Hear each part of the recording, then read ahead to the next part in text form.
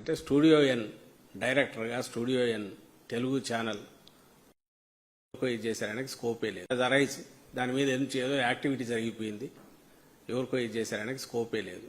అయినా సరే వేశారు కాబట్టి దాని మీద క్లారిఫికేషన్ ఇవ్వాలనుకుంటున్నారు. రెండవ పాయింట్, ఈ ప్రద్యుమ్న అనే వ్యక్తి ఎవరైతే ఉన్నారో ఈయన పూర్వాశ్రమంలో కానీ చాలా కాలం పాటు ఎవరు బయట ప్రపంచానికి అంటే స్టూడియో ఎన్ డైరెక్టర్గా studio N Telugu channel TV news channel దాంట్లో one of the directors, active డైరెక్టర్స్గా కూడా మీడియా వాళ్ళకి చాలా మందికి తెలిసి ఉంటుంది.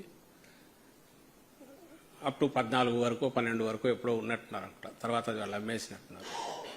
ఆ స్టూడియో ఎన్ ఛానల్ ఎవరు ప్రమోట్ చేశారనేది కూడా దాదాపు అందరికీ తెలుసు. బయట మీడియా సర్కిల్స్లో తెలుసు, బయట కూడా చాలా మందికి తెలిసి ఉంటుంది. నారా లోకేష్ చేశారని.